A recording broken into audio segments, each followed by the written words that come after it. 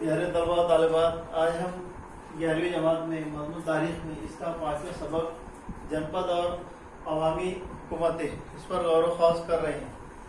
جن دراصل ہندی زبان کا لفظ ہے جس کے معنی ہوتے ہیں عوام، اور پد یعنی عوام کا ایسا ہجوم یا عوام کا ایسا جو ہے گروہ جو ایک ساتھ رہتا ہو۔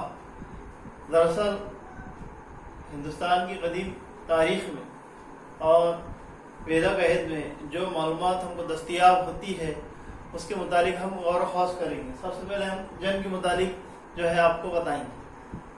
جن کسی رشتے ناطے میں بندھے ہوئے لوگوں کے ایک گروہ یعنی جماعت میں اتحاد کا جذبہ ہوتا ہے۔ لوگوں کے ایسے گروہ یعنی جماعت کو ویدک دور میں جن کہا جاتا تھا، جیسے ہم نے اس سے پہلے آپ کو بتایا، اور ان لوگوں کی بستیوں کو گرام کہا جاتا تھا۔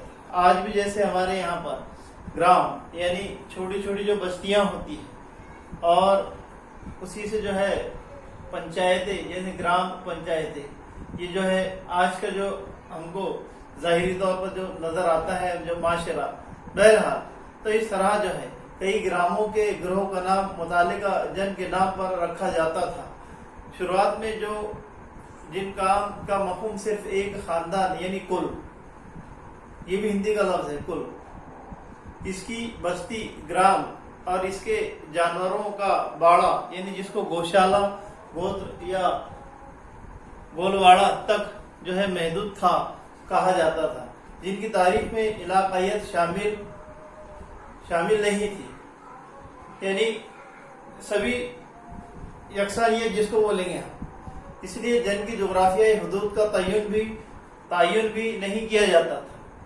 تعین کا بھی کیا جاتا ہے جب کوئی مخصوص علاقہ جو ہے ہوتا ہے۔ بہرحال جنپد کے بارے میں ہمیں سب سے پہلے براہمن گرنتھ سے معلومات حاصل ہوئی ہے۔ اس کے بعد میں جنپد کے متعلق مہابھارت اور رامائن جیسے ویدک ادب میں اس کا تذکرہ ملتا ہے۔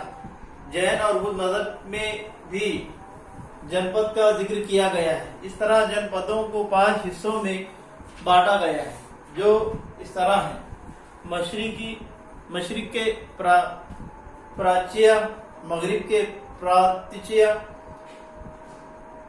شمال کے اودیشیا، جنوب کے دکشن اور وسطی خطے کے مدھیہ دیش کے علاقے ہیں۔